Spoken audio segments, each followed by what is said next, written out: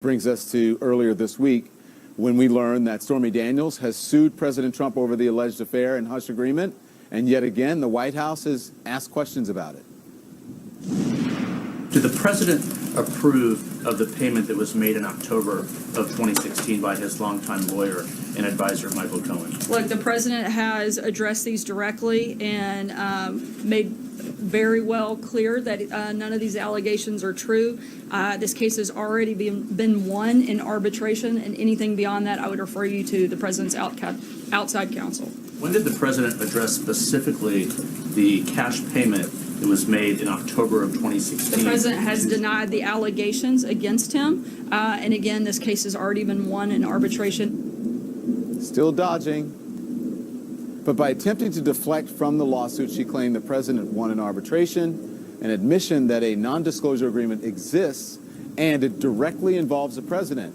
It was the first time the White House acknowledged Trump was involved with Daniels in any way. With that, there are a lot of questions that need to be answered and asked and answered about the agreement between Michael Cohen and Stormy Daniels and Donald Trump, or David Dennison, as it is in the agreement. The truth is the White House hasn't extensively answered questions about Stormy Daniels. Press secretaries have said they've addressed it. They haven't.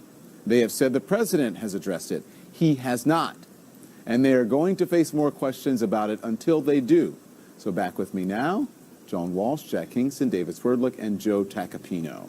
So here we go. So the White House dodging questions there. Joe, okay, clearly the White House really hasn't addressed this at all. Can they get away?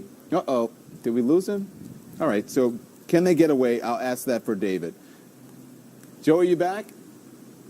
I'm here. Okay, you're up there in Canada, and so we're having a little technical difficulties. The wires might have frozen for I did not touch the switch. Jack Joe. unplugged. Jack tried to unplug it. I promise I missed it. Can they get away with ignoring this story much longer, Joe?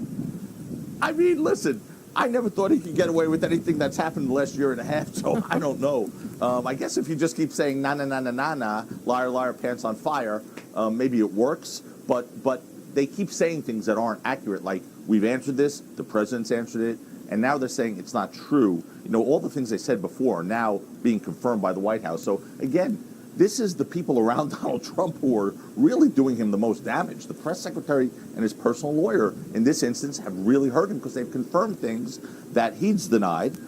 They've confirmed now that Michael Cohen paid that money at least on behalf of the president because the press secretary said it was his arbitration that the president won. So we know he paid $130,000 on behalf of the president, not on himself.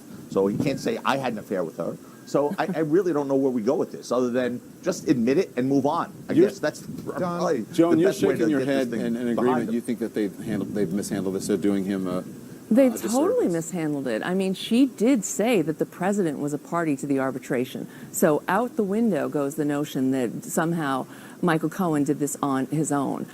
So I think it's gotten worse. It's gotten worse because of his own people. It's not going away, and they haven't answered it. They have said over and over, we've dealt with it. They denied the affair. But you know what, Don? None of us care about the affair. We know that man is a philanderer. He's on his third wife. We've heard the stories. We've heard allegations of sexual harassment and sexual assault. Nobody thinks he's a saint. That's not the problem. We've heard him on tapes. We've heard him on tape admitting it. But The we've problem also- is the cover-up, not the affair. And it was, as was written about when his first marriage, that he had an affair with his wife, Right. and that led to a divorce, and a lot of headlines, and his children were unhappy with that for a very long time.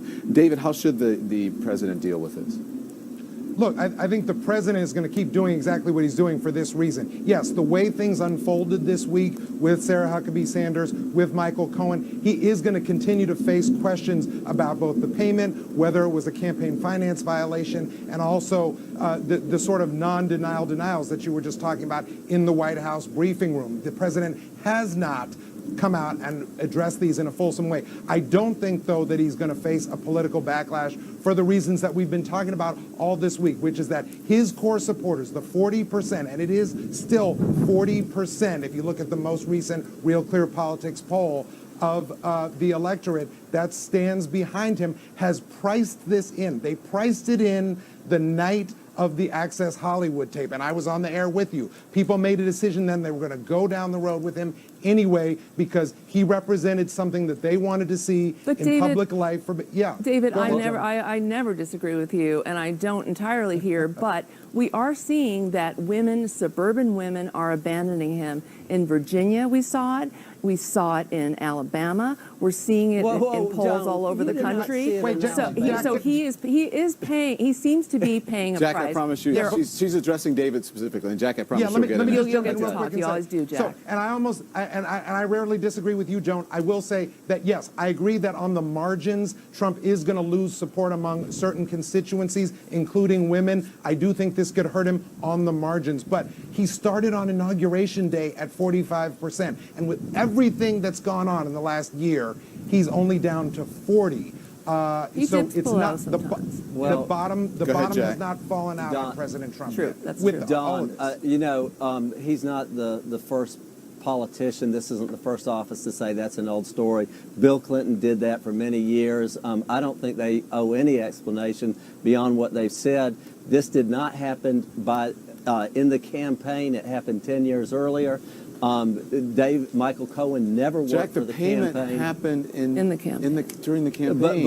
But Michael Cohen absolutely, positively did not work for the campaign, and that's very relevant. It could still There be was- an in-kind contribution, Jack. There was an FEC inquiry on it. He answered it, and he outlined that he had not been involved in the campaign, did not coordinate with the campaign, and that's what the FEC is interested in. So Jack, someone who's not I an think employee that's- of a campaign can make an in-kind contribution. If it's a contribution yeah, but if made they're not- to if help it's the campaign's uncoordinated. effort and it's not It- reported, it could well, be wait a found to be minute. an in-kind Remember contribution. that Donald Trump was a man who came into the campaign